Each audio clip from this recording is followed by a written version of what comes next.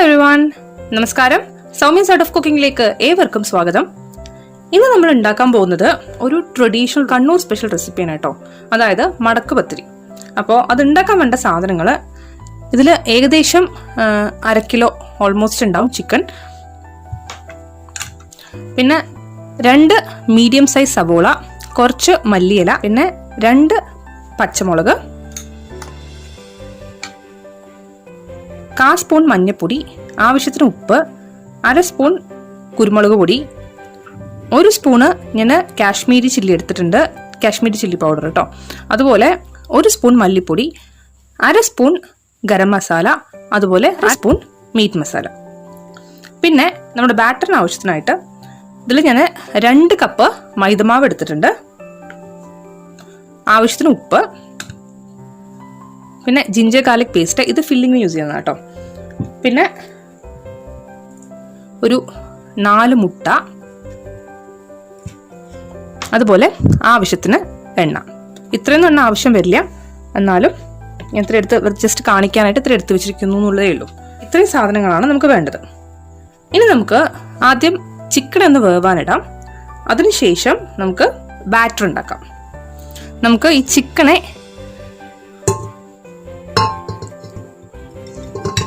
കുക്കറിലേക്ക് ഇട്ട് കൊടുക്കാം. ഞാനിതിലേക്ക് വെള്ളം ഒഴിക്കുന്നില്ല, നമുക്ക് വെള്ളത്തിൻ്റെ ആവശ്യം ഉണ്ടാവില്ല കേട്ടോ. പിന്നെ ഞാൻ ഇതിലേക്ക് മുളക് പൊടി, മല്ലിപ്പൊടി, അതായത് 1/2 സ്പൂൺ മുളക് പൊടി, 1/2 സ്പൂൺ മല്ലിപ്പൊടി, ആവശ്യത്തിന് ഉപ്പ്, 1/4 സ്പൂൺ മഞ്ഞൾപ്പൊടി, അതുപോലെ ഒരു 1/2 സ്പൂൺ പെപ്പർ പൗഡർ, ഇതെല്ലാം ഇതിലേക്ക് ഇട്ട് കൊടുത്തു. ഇനി നമുക്കിതൊന്ന് ജസ്റ്റ് ഒന്ന് ഇളക്കാം. എന്നിട്ട് ഞാനിതിൽ വെള്ളമൊന്നും ഒഴിക്കുന്നില്ല, കാരണം ഓൾറെഡി ഇതിൽ വെള്ളമുണ്ട്. അപ്പം ഞാനിതിനെ ഒന്ന് അടച്ചിട്ട്, അതായത് നിങ്ങൾ ചിക്കൻ കഴുകി വെച്ചിട്ട് കുറേ നേരമായി അതിലത്തെ വെള്ളം കംപ്ലീറ്റ് ആയിട്ട് പോയിട്ടുണ്ടെങ്കിൽ ഇതിൽ കുറച്ച് വെള്ളം ഒഴിച്ച് കൊടുക്കണം. നമുക്ക് വേണമെന്നുണ്ടെങ്കിൽ ഇതിൽ കുറച്ച് പെരിഞ്ജീരകത്തിൻ്റെ പൊടി ഇട്ട് കൊടുക്കാം, അതുപോലെ മീറ്റ് മസാല ഇട്ട് കൊടുക്കാം. പക്ഷെ ഞാൻ ഇപ്പോൾ ഇതിലേക്ക് അതൊന്നും ചേർത്തിട്ടില്ല. പെരിഞ്ജീരകം എന്ന് വെച്ചിട്ടുണ്ടെങ്കിൽ വലിയ ജീരകമാണ് ഉദ്ദേശിക്കുന്നത് കേട്ടോ. ഇനി ഞാൻ ഇതിനെ ഒന്ന് അടച്ചിട്ട് ഞാൻ കുക്കർ അടുപ്പിൽ വെക്കാൻ പോവാണ്. ഒരു 2 വിസിൽ വരുന്നവരെ ഒന്ന് ഗ്യാസിൽ വെക്കാം. നമുക്ക് ബാറ്റർ ഉണ്ടാക്കാനായിട്ട് ഇതിലേക്ക് വേണ്ട ഉപ്പ് ഇട്ട് കൊടുക്കാം. കുറച്ചിട്ടാൽ മതി. ഇതിലേക്ക് കുറച്ച് പെപ്പർ പൗഡർ ഇട്ട് കൊടുക്കുക, കാരണം ഇതിൻ്റെ സ്മെല്ല് അറിയാണ്ടിരിക്കാൻ വേണ്ടിയിട്ടാണ് നമ്മൾ പെപ്പർ പൗഡർ ഇടുന്നത്. അപ്പോൾ ആ പെപ്പറിൻ്റെ ഒരു ഫ്ലേവറാണ് വരിക. പിന്നെ ഇതിലേക്ക് നമുക്ക് മുട്ട പൊട്ടിച്ചൊഴിക്കണം.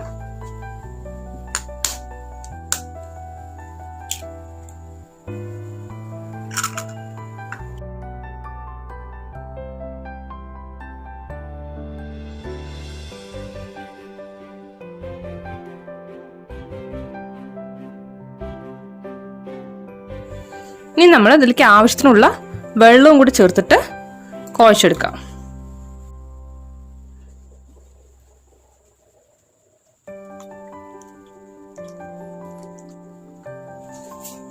ഇനി നമുക്ക് 1 ഗ്ലാസ് പാലും കൂടെ ഒഴിച്ചു കൊടുക്കാം. പാല് ഓപ്ഷണലാണ് കേട്ടോ, ഞാനിത് പറയാൻ വിട്ടുപോയതായിരുന്നു. ഇനി ഇതെല്ലാം കൂടെ നന്നായിട്ടൊന്ന് കുഴച്ചെടുക്കണം. അതായത് ദോശമാവില്ലേ, അതിൻ്റെ പരുവത്തിൽ നമ്മളിതൊന്നെല്ലാം മിക്സ് ചെയ്തെടുക്കണം. നമുക്കിതിനെ വേണമെങ്കിൽ മിക്സിയിലിട്ടിട്ട് ജസ്റ്റ് ഒന്ന് നന്നായിട്ടൊന്ന് ദോശ പരുവത്തിലേക്ക് ഒന്ന് നന്നായി അരച്ചെടുക്കാം. അപ്പോൾ ഈ കട്ടയൊന്നും ഇല്ലാണ്ട് കിട്ടും. ഞാൻ പക്ഷെ അങ്ങനെയൊന്നും ചെയ്യുന്നില്ല. ഞാൻ ജസ്റ്റ് കൈ കൊണ്ട് തന്നെ നന്നായിട്ട് ഇളക്കി കൊടുത്ത് ആ ഒരു പരുവത്തിലേക്ക് ആക്കിയെടുക്കുകയാണ് കേട്ടോ.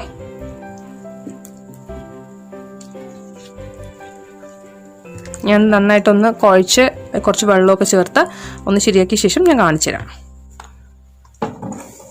ഞാനിപ്പോൾ ഈ കുക്കർ വെച്ചിട്ടുണ്ട്. ഇതൊരു 2 വിസിൽ വരുന്നവരെ വെക്കാം, കാരണം നമുക്ക് പെട്ടെന്ന് ഇങ്ങനെ പിച്ചെടുക്കാൻ പറ്റുന്ന രീതിയിലായിരിക്കണം അത് വേവേണ്ടത്. 1 വിസിൽ വന്നാൽ പോരാ, 2 വിസിൽ വന്നോട്ടെ, കാരണം നമുക്ക് പെട്ടെന്ന് ആ ചിക്കൻ അതിന്ന് ആ എല്ലിന്നൊക്കെ വിട്ടു വരാൻ അത് ഹെൽപ്പ് ചെയ്യും. അപ്പോൾ 2 വിസിൽ നല്ലോണം വന്നോട്ടെ കേട്ടോ. നമുക്ക് വെയിറ്റ് ചെയ്യാം.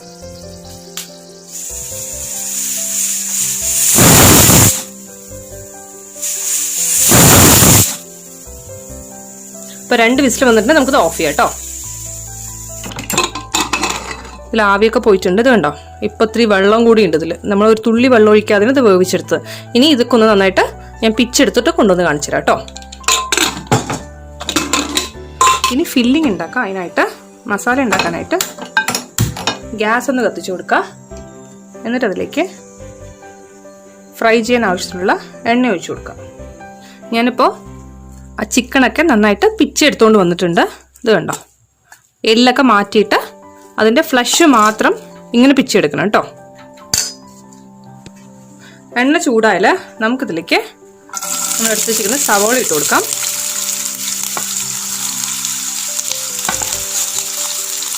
അതുപോലെ മല്ലിയില, പച്ചമുളക്.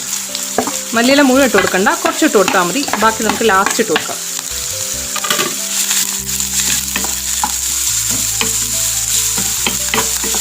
ഇതിൻ്റെ പച്ചമണമൊക്കെ ഒന്ന് പോയിട്ട് ലേശം ഒന്ന് കളർ ചേഞ്ച് ആവട്ടെ. നമുക്കിതിലേക്ക് കുറച്ച് നമ്മൾ എടുത്ത് വെച്ചിരിക്കുന്ന ഉപ്പുണ്ടല്ലോ, അതും കൂടി ചേർത്ത് കൊടുക്കാം. ഇത്ര മതിയാവും തോന്നുന്നില്ല, കുറച്ചും കൂടെ വേണ്ടി വരും.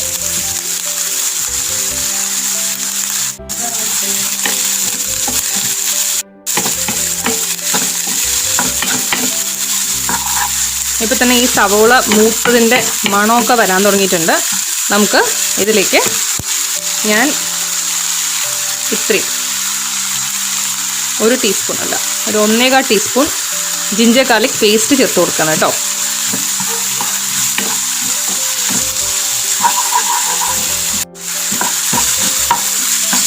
അപ്പോൾ അതിൻ്റെ പച്ചമണമൊക്കെ പോയിട്ട് നന്നായിട്ട് മൂത്ത് വരണം. അപ്പോൾ അതുവരെ നന്നായിട്ടൊന്ന് വഴറ്റാം.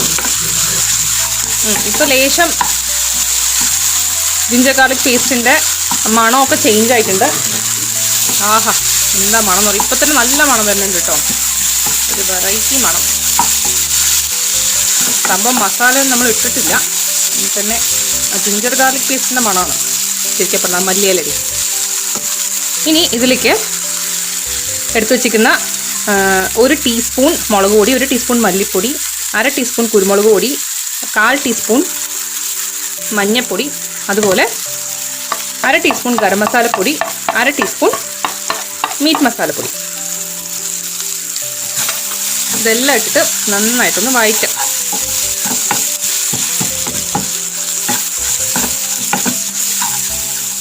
ഇതിൻ്റെ പച്ചമണം ലേശം ഒന്ന് വിടുന്നവരെ നന്നായിട്ട് വഴറ്റാം കേട്ടോ.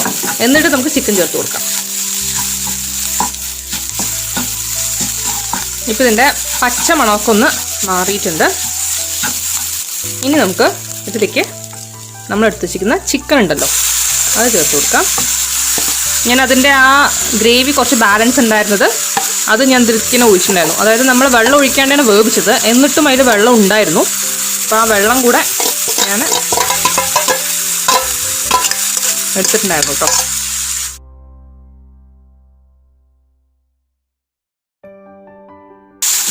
നന്നായിട്ടൊന്ന് ഞാൻ ഫ്ലെയിം ലേശം ചുരുക്കി മീഡിയം ഫ്ലെയിം ആക്കി ഒരു 5 മിനിറ്റ് നന്നായിട്ട് ഇളക്കി എടുത്തിട്ടുണ്ടെങ്കിൽ മതി. ഇത് വെള്ളമൊക്കെ ഒന്ന് വറ്റി, കണ്ടോ ഇപ്പം തന്നെ വെള്ളമൊക്കെ വറ്റി. ഞാൻ ഏകദേശം 5 മിനിറ്റായി ഇളക്കുന്നു. ഇതിത്തെ വെള്ളമൊക്കെ ഒന്ന് വറ്റിയിട്ടുണ്ട്. ഇപ്പം മതി, ഇത്രയും മതി കേട്ടോ. നമുക്കിനി ഗ്യാസ് ഓഫ് ചെയ്യാം. ഞാൻ ഇതിനെ അടുപ്പിൽ നിന്ന് മാറ്റട്ടെ. എന്നിട്ട് ഞാനൊരു ദോശക്കല്ല് വെക്കുകയാണ്, അല്ലെങ്കിൽ ഒരു പാന് വെക്കാം കേട്ടോ. ഇത്തിരി ഇതുപോലെ ഇങ്ങനെയുള്ള പാന് വെക്കണേ, കുറച്ചിങ്ങനെ പൊങ്ങിയിരിക്കുന്നത്. എൻ്റെ അടുത്ത് ആക്ച്വലി കുറച്ചും കൂടെ ഇങ്ങനെ പൊന്തി നിൽക്കുന്ന ഒരു പാൻ ഉണ്ടായിരുന്നു, അത് കഴുകാനിട്ടിരിക്കുകയാണ്. അപ്പോൾ ഇനി കുറച്ച് മടി ഇപ്പം അത് കഴുകിയെടുക്കാൻ. അപ്പം ഞാൻ വിചാരിച്ചു ദോശക്കല്ല് ഉണ്ടാക്കി കാണിച്ചു തരാം. ഞാൻ ആദ്യം കുറച്ച് എണ്ണ തേക്കട്ടെ.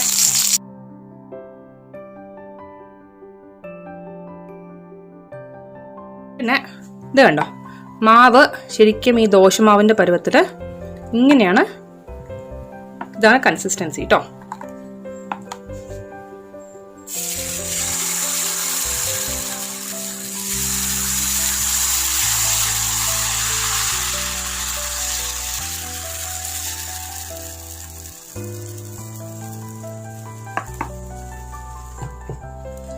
നമുക്ക് ഇതിൻ്റെ ഒരു സൈഡിലാണ് ഫില്ലിങ് വെക്കേണ്ടത്. അപ്പം ഇങ്ങനെ ഒരു സൈഡിൽ ഇതിൻ്റെ ഫില്ലിങ് വയ്ക്കാം. നമ്മൾ ഒരുപാട് കുത്തി നിറയ്ക്കാനും പാടില്ല. കുത്തി നിറച്ചിട്ടുണ്ടെങ്കിൽ പിന്നെ അത് മടക്കിയാൽ കിട്ടില്ല, പിന്നെ ആകെ ബുദ്ധിമുട്ടാവും. അപ്പം ഇങ്ങനെ പുറത്ത് പോവാത്ത രീതിയിൽ ഒരു സൈഡ് ഇങ്ങനെ ഫില്ല് ചെയ്യാം. എന്നിട്ട് ഇങ്ങനെ ഒരു സൈഡ് ജസ്റ്റ് ഇങ്ങനെ ഒന്ന് മടക്കാം. ഒന്ന് അമർത്തി കൊടുക്കും വേണം കേട്ടോ. എന്നിട്ട് ലേശം എണ്ണയും കൂടെ ഒഴിക്കട്ടെ. എന്നിട്ട് നമ്മളിവിടെ മാവ് ഒഴിച്ച് കൊടുക്കാം.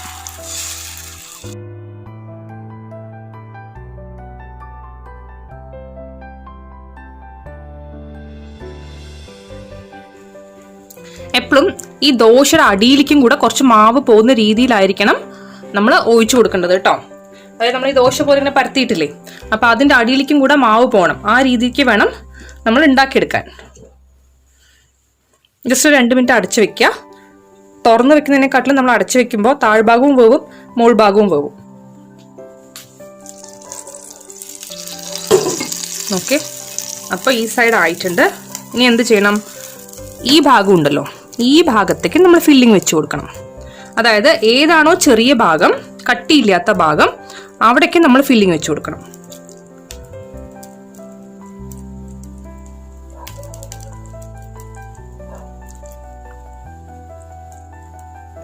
ഓക്കെ, എന്നിട്ട് ഈ കട്ടിയുള്ള ഭാഗം ഉണ്ടല്ലോ, ഇതിനെ മടക്കിയിട്ട് ഇങ്ങനെ വെക്കണം.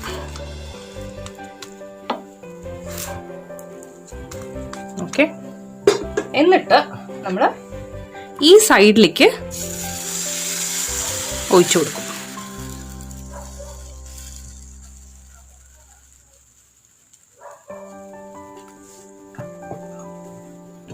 അതൊന്ന് അടച്ചു വെക്കുക.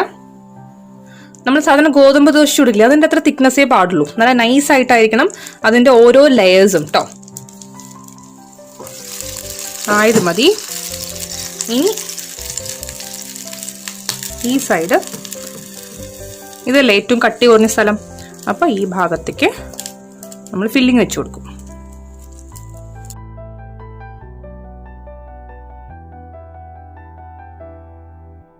എന്നിട്ട് നമ്മൾ ഈ സൈഡിലേക്ക് ഇങ്ങനെ മടക്കാം. പിന്നെ ഒരു 5-6 ലെയറിൽ കൂടുതൽ വെക്കാതിരിക്കുന്നതാണ് നല്ലത്. പിന്നെ നമുക്ക് എടുത്താൽ കിട്ടില്ല. അതുകൊണ്ട് ഞാനിപ്പോൾ ഓൾമോസ്റ്റ് 6 ലെയർ ആയിട്ടോ അങ്ങോട്ടും ഇങ്ങോട്ടും മടക്കുന്നു. ഇതൊന്ന് അടച്ചു വെക്കാം. ഞാനിപ്പോൾ ലോ ഫ്ലെയിമിലാണ് ശരിക്കും വെച്ചിരിക്കുന്നത്.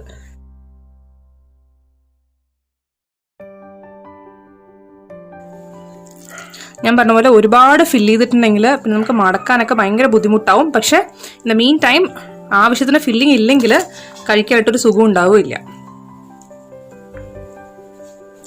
ഇനി ഈ ഭാഗം ഉണ്ടല്ലോ, ഇതിപ്പോൾ വെച്ചിരിക്കുന്നത് 6ാമത്തെ ലെയറാണ്.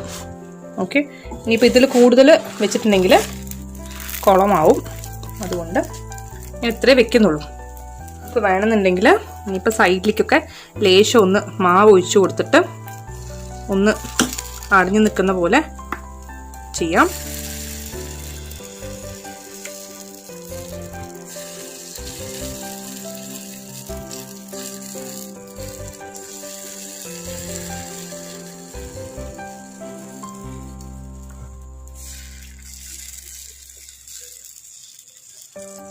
നമ്മൾ കണ്ടോ, നമ്മൾ കൂടുതൽ ഒഴിച്ചു കൊടുത്തിട്ടുണ്ടെങ്കിലുള്ള പ്രശ്നം ഇതാണ്. അതായത് നമ്മുടെ മടക്ക് പൊട്ടിപ്പോവാൻ തുടങ്ങും. അപ്പോൾ എന്ത് ചെയ്താൽ മതി എന്നറിയോ? ഇപ്പം ഞാൻ ഈ ചെയ്ത പരിപാടി ഉണ്ടല്ലോ, അത് ചെയ്താൽ മതി. കുറച്ച് മാവ് ഒഴിച്ചിട്ട് ഒന്ന് നന്നായിട്ട് ഒട്ടിച്ചെടുക്കാം. അപ്പോൾ പ്രശ്നം ഉണ്ടാവില്ല.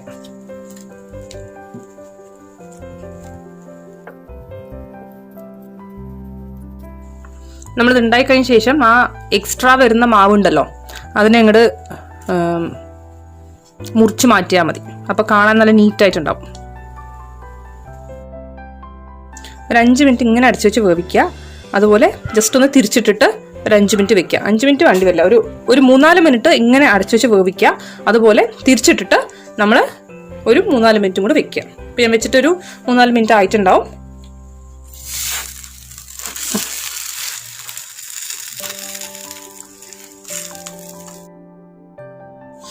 അപ്പോൾ നമ്മുടെ മടക്ക് പത്തിരി റെഡി ആയിട്ടുണ്ട് കേട്ടോ.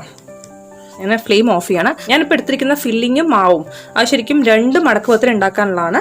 അപ്പോൾ സുഖമായിട്ട് ഒരു 4 പേർക്ക് കഴിക്കാനുള്ള അത്രയും ഉണ്ടാവും കേട്ടോ. അതായത് നമ്മൾ മടക്ക് പത്തിരി ഇത് ഫുൾ നമുക്ക് കഴിക്കാൻ പറ്റില്ല. അപ്പോൾ ഒരെണ്ണം മിക്കവാറും 2-3 പേർക്ക് ചേർന്നിട്ട് കഴിക്കാൻ പറ്റുള്ളൂ. 4 മിനിറ്റ് ഞാനിങ്ങനെ അടച്ചു വെച്ച് വേവിക്കാൻ പോവാണ്. എന്നിട്ട് ഞാൻ ഒരു സെർവിങ് ബൗളിലേക്ക് മാറ്റിയിട്ട് നിങ്ങൾക്ക് കാണിച്ചു തരാം. അപ്പോൾ നിങ്ങൾ എല്ലാവരും ട്രൈ ചെയ്ത് നോക്കണം. നല്ല അടിപൊളി റെസിപ്പിയാണ്, നല്ല ടേസ്റ്റി ആയിട്ടുള്ള റെസിപ്പിയാണ്. പിന്നെ ഒരു കാര്യം കൂടെ പറയട്ടെ, നിങ്ങൾക്ക് വേണമെന്നുണ്ടെങ്കിൽ ഇതിന്റെ താഴെ വേറൊരു പാൻ വെച്ചിട്ട് അതിന്റെ മുകളിൽ ഇതിനെ കയറ്റി വെക്കാം കേട്ടോ. ഒരു ദോശക്കല്ല് എന്തെങ്കിലും വെച്ചിട്ട് അതിന്റെ മുകളിൽ ഇതിനെ കയറ്റി വെച്ചിട്ട് ചെയ്യണമെന്നുണ്ടെങ്കിൽ കുറച്ചും കൂടെ നന്നായിരിക്കും. ഇപ്പം ഞാൻ ചെയ്തതിന് തെറ്റൊന്നുമല്ല, ഇങ്ങനെയും ചെയ്യാം. അപ്പോൾ നിങ്ങൾ എന്തായാലും ട്രൈ ചെയ്ത് നോക്കണം. നല്ല ടേസ്റ്റി ആയിട്ടുള്ള റെസിപ്പിയാണ്, ഉറപ്പായിട്ട് ഇഷ്ടപ്പെടും. ഇത് കണ്ണൂരിന്റെ സ്പെഷ്യൽ മടക്ക് പത്തിരിയാണ്. അപ്പോൾ thank you so much for watching. ഞാൻ ഇതിൻ്റെ ക്ലോസ് ലുക്ക് നിങ്ങൾക്ക് ഇപ്പോൾ കാണിച്ചു തരാം. അപ്പോൾ നാളെ ഒരു പുതിയ റെസിപ്പിയായിട്ട് കാണും വരെ ബൈ, ടേക്ക് കെയർ.